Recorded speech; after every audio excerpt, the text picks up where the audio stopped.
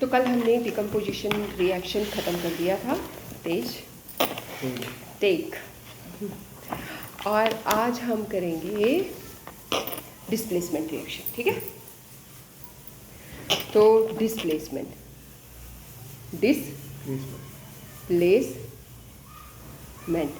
Place से किसी को हटाना है। ठीक है, जैसे मान लो मेरे पास है Fe प्लस CuSO, पहले एग्जांपल दे रही हूँ फिर डेफिनेशन दूंगी। जैसे मेरे पास है Fe प्लस CuSO4, है ना। मैंने आयरन जो है वो इस सॉल्यूशन के अंदर डाला, मतलब चाहे आप नेल, पता है नेल,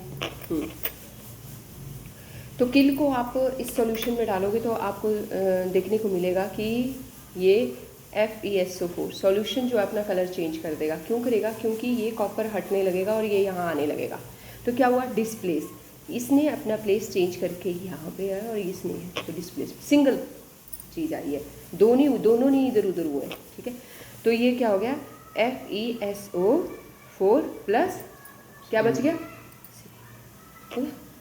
हाँ, तो यहाँ कुछ क्वेश्चंस भी आएंगे और इस तरह के हम कई एग्जांपल्स भी करेंगे। अब इसकी डेफिनेशन क्या होगी? अगर प्रॉपर फॉर्म में डिस्प्लेसमेंट रिएक्शन की आपको डेफिनेशन देनी हो तो आप क्या कहोगे? When an element displaces another element from its compound. ये कंपाउंड था, ये एलिमेंट्स है, एक एलिमेंट ने दूसरा एलिमेंट इस कंपाउंड के अंदर से डिस्प्लेस कर दिया। ठीक है, तो उसे हम क्या कहेंगे? अब इन्होंने बोला कि 3 आयरन नेल्स लो। क्या लेनी है? हम एक एक्टिविटी करने जा रहे हैं जो डिस्प्लेसमेंट रिएक्शन शो करेगी। Take 3 iron nails and clean them while rubbing with sand paper. ठीक है, तो रेगमाल से उसको क्या करो? साफ कर दो। 3 नेली है, तीनों साफ करनी है। Take 2 test tube marked as A and B। 2 test tube लेनी है और उनको A और B मार्क कर देना है। ठीक है, A और B हो गया। और इनमें हमें क्या डालना है? ये जो मैंने दोनों टेस्ट ट्यूब ली, एक को A मार्क कर दिया, दूसरी को B मार्क कर दिया, और इसमें मैंने क्या डाल दिया? 10 मिलीलीटर कॉपर सल्फेट। इसमें भी 10 मिलीलीटर कॉपर सल्फेट डाला CuSO4, और इसमें भी 10 मिलीलीटर कॉपर सल्फेट डाला CuSO4। दोनों में डाल दिया, इतना डाल दिया, 10 मिलीलीटर दोनों में बराबर। अब क्या हुआ? Tie 2 iron nails, 2 iron nails जो हैं इनमें टाई कर दो, टाई करके डाल दो, कॉपर सल्फेट सॉल्यूशन के अंदर डाल दो। किसमें? In test tube B। ठीक है, for about 20 minutes. Test tube B ये थी ना, इसमें 2 डाली, इसमें 1 ही डाली और इसमें 2 डाली, डाल दी।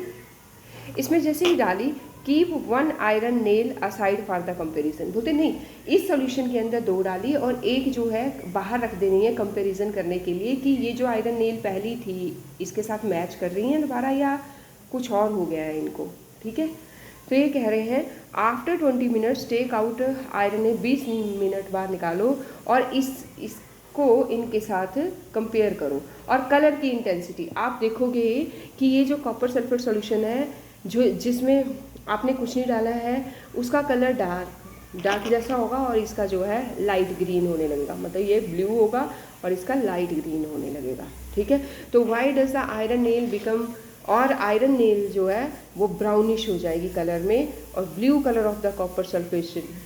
तो 20 मिनट बाद क्या होगा? 20 मिनट बाद जो है जो आयरन नेल है वो ब्राउनिश कलर की हो जाएगी, जो कि ब्रांड न्यू थी वो ब्राउन कलर की नहीं होती है। देखा ही होगा आपने, जो ब्रांड न्यू होती है, तो कंपेयर किया तो एक ब्राउनिश थी, दूसरी ब्रांड न्यू वैसी थी जो बाहर पड़ी हुई थी।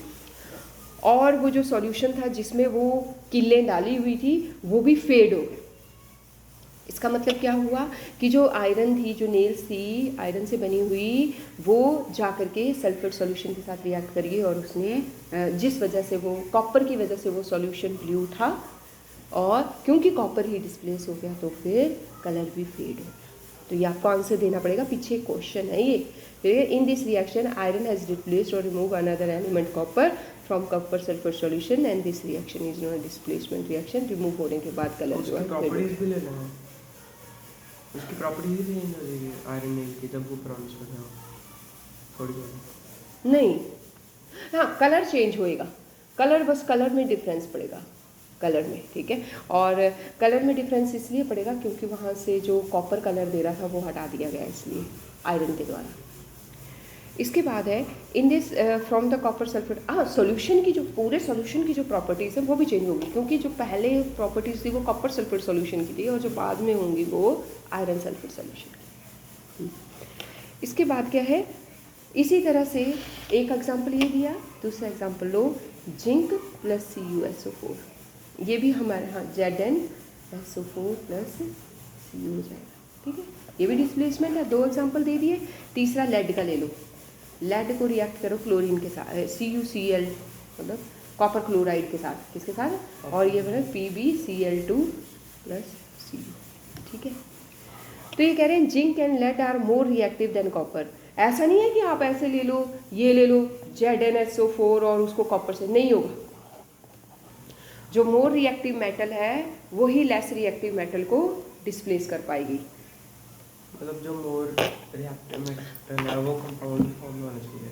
हाँ, नहीं, जो बाहर है, जो साइड में है, जैसे ये आयरन है, ये ज़्यादा रिएक्टिव होनी चाहिए तभी ये इसको हटा पाएगी, ये ज़्यादा रिएक्टिव तभी इसको, हाँ हाँ, ये सीरीज़ बनी हुई है, ये सीरीज़ बनी है मेटल्स एंड नॉन मेटल्स के चैप्टर में, वो वहाँ से याद करनी है कौन ज़्यादा रिएक्टिव। 3rd चैप्टर है वो हमारा इस बुक का, केमिस्ट्री का के पार्ट का ये है, और इसमें ये सीरीज़ है जो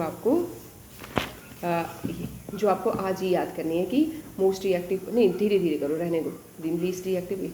ये देखो, ये मोस्ट रिएक्टिव, ये इसको डिस्प्लेस कर देगा पर ये इसको नहीं कर पाएगा, ये इसको, इन सारों को कर देगा, सबसे ऊपर है। हाँ, ये इन सारों को डिस्प्लेस कर देगा, ठीक है। फिर और ये इसको डिस्प्लेस कर देगा पर इनको नहीं करेगा, फिर ये इन दोनों को डिस्प्लेस कर देगा पर इनको नहीं करेगा। बात समझ आ रही है? हो गया। तो हमने एक एक्टिविटी की डिस्प्लेसमेंट रिएक्शन में और 3 हमने एग्जाम्पल किए। अब हम करेंगे डबल डिस्प्लेसमेंट रिएक्शन। क्या करेंगे अब हम? Double displacement reaction. Double displacement reaction में हम क्या करेंगे? अब सबसे पहले मैं एक एग्जाम्पल से आपको शो करने की कोशिश कर रही हूँ। PbSO4 ले लिया मैंने और दूसरी तरफ लिया मैंने BaCl2। क्या लिया? BaCl2। 2 कंपाउंड ही लेने हैं, इसमें एलिमेंट नहीं लेने हैं। इसमें क्या लेने हैं? कंपाउंड। उसमें एलिमेंट डिस्प्लेस कर रहे थे, इसमें कंपाउंड में से एलिमेंट, मतलब एक कंपाउंड था और एक एलिमेंट था। इसमें दोनों ही कंपाउंड है, ले लिया।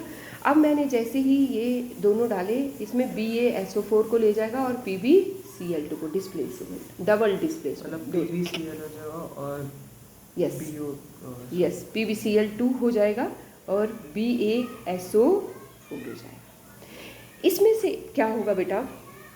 इसी रिएक्शन को हम लोग प्रेसिपिटेशन रिएक्शन भी कहते हैं। क्या कहते हैं? प्रेसिपिटेशन रिएक्शन भी हम इसी को कहते हैं। क्वेश्चन आता है क्यों डबल डिस्प्लेसमेंट को प्रेसिपिटेशन रिएक्शन क्यों कहा जाता है?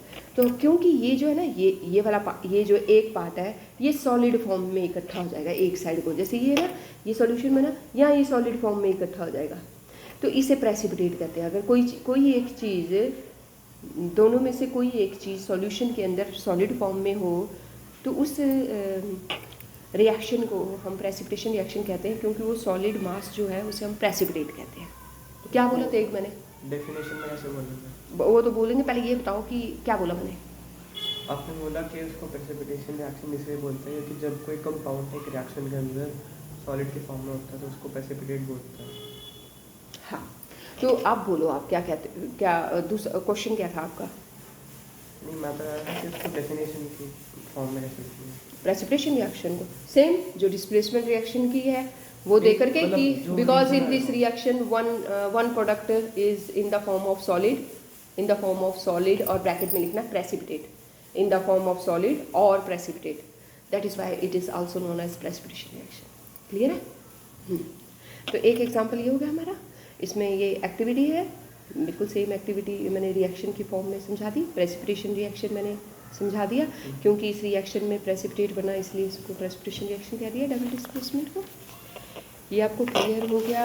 हाँ, ये बोला हाँ, ये डबल डिस्प्लेसमेंट रिएक्शन की डेफिनेशन इन्होंने यहाँ भी दिया और पीछे भी है। द एक्सचेंज ऑफ द क्या ions, exchange of ions between the reaction is called. हाँ, ये आयंस कैसे है? जैसे ये प्लस है और SO4 नेगेटिव है और एक Cl नेगेटिव है और दूसरा Pb पॉजिटिव है, तो ये आयंस एक्सचेंज हो रहे हैं, इसलिए क्लियर है। इसी तरह से एक रिएक्शन, तो प्रेसिपिटेशन रिएक्शन के अंदर आयन भी एक्सचेंज होंगे। हाँ हाँ उसी को डेफिनेशन, वही डेफिनेशन, उसमें बस यहाँ पे प्रेसिपिटेट लगा देंगे। अब हमारे पास है कि वो शुरू में हमने एक रिएक्शन किया था, देख रेडॉक्स नहीं, लेड नाइट्रेट वाला, हाँ यार फर्स्ट पेज से, मतलब फर्स्ट पेज में था, क्या था, मुझे याद नहीं। PbNO3 था, पोटाशियम नाइट्रेट, और Ki lead nitrate, PbNO3 lead nitrate sorry, और Ki potassium nitrate, potassium iodide, potassium iodide किया था हमने, नहीं याद आ रहा, ये देखो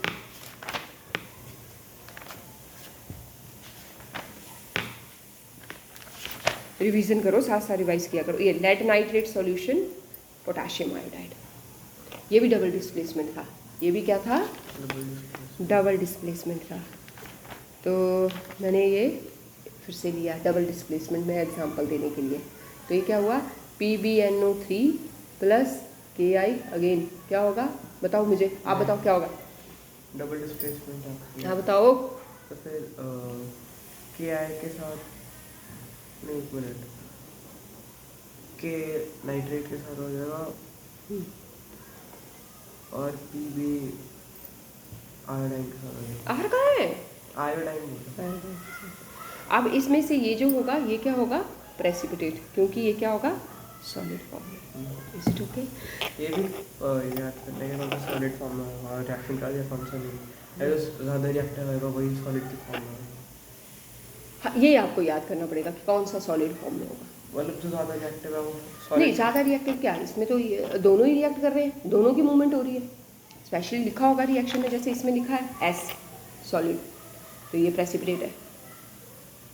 जहाँ S लिखा होगा इन दोनों में से वो प्रेसिपिटेट है। ठीक है, काफ़ी इतना और करना है, कर लेना। Oxidation, oxidation and reduction, oxidation and reduction, oxidation and reduction की कई डेफिनेशंस है, लेकिन आज अभी मैं सिर्फ एक डेफिनेशन दोनों, हाँ, इलेक्ट्रॉन की फॉर्म में है, लॉस और गेन की, ठीक है, हाइड्रोजन की फॉर्म में है, ठीक है, इलेक्ट्रोनेगेटिविटी और इलेक्ट्रोपॉजिटिविटी की फॉर्म में है, और है इनटेक ऑफ ऑक्सीजन और रिमूवल ऑफ ऑक्सीजन की फॉर्म में, और रिमूवल ऑफ हाइड्रोजन और टेकिंग। तो अब आज जो हम करने जा रहे हैं वो है कि पहले इसकी डेफिनेशन, ऑक्सीडेशन। ऑक्सीडेशन क्या है कि टेकिंग इन ऑक्सीजन, ऑक्सीजन जैसे अगर लॉस ऑफ ऑक्सीजन हुआ तो reduction, loss of oxygen reduction. Is it okay? जैसे कि मेरे पास ये रिएक्शन है Cu plus O2 heat CuO, Cu ने ऑक्सीजन ले ली, गेन किया, तो ये क्या हुई, ये क्या हुआ है, ऑक्सीडेशन। क्या है ये, ऑक्सीडेशन। और यहाँ क्या है, ध्यान देना, CuO प्लस H2। समझ में नहीं आया यहाँ पे क्या होगा, गेन कर ली इसने ना, तो गेन ऑफ ऑक्सीजन, ये गेन कर ली ना इसने, इससे गेन, कॉपर ने ऑक्सीजन गेन कर ली, तो कॉपर की क्या हुई, ऑक्सीडेशन। अगर इससे निकल गई तो इसकी क्या होगी, रिडक्शन, और जिसने ली उसकी क्या होगी, ऑक्सीडेशन, उसकी क्या होगी, ऑक्सीडेशन। जिसने ली उसकी ऑक्सीडेशन, और जिससे चली गई उसकी रिडक्शन। इस केस में इसने ली तो इसकी ऑक्सीडेशन होगी, इस केस में इसने इसको H2 को दी तो इसकी खुद की क्या हुई, रिडक्शन, और इसकी क्या हुई, जिसने ले ली ऑक्सीडेशन। तो ये क्या हो गया, कॉपर। तो इसकी हुई थी क्या, अगर कोई आपसे पूछे तो आप ऐसे करके एरो करके कि इसकी जो है क्या हुई है, रिडक्शन, और इसकी क्योंकि ये H2O बन जाएगा, ये ऑक्सीजन ले लेगा यहाँ से और ये H2O बन जाएगा, तो इसकी क्या हुई ऑक्सीडेशन। ऐसे ही बताना हर रिएक्शन में। ये आज का काम आपका यहीं तक है, कल से मैं इससे आगे पढ़ाऊंगी। समझ आ गया? तो वो टेबल भी याद कर लेगा आपने बोला कौन सा? नॉन मेटल और मेटल। नहीं, आज आपने क्या करना है, इसके बेस पे जैसे ये सब कुछ हम कर चुके हैं, ये क्वेश्चन है 3, ये करने हैं। ये याद करना। हाँ, ये करने हैं। तुम गाइड ले आए? मैंने तुम्हें कहा था सेल्फ स्टडी भी लेनी है। अब मैंने खरीद ली पर घर पे आई। नहीं, हमेशा वो अपने पास रखनी है, रोज़ का रोज़ हम इससे लर्न करेंगे। ठीक है, तो शुरू करो यहाँ तक। और ये 3 क्वेश्चन वो तो आप उससे कर सकते हो, है ना। ये 3 क्वेश्चन और ये रिटन वाले क्वेश्चंस और रिवीजन भूल गए ना। आज मैंने पूछा फर्स्ट पेज का, तो आपको पता ही नहीं था, तो वो ऐसा नहीं करना। अच्छा, ओके, ठीक है। तो लर्न करके मुझे सुनाओ और फिर मैथ्स करो।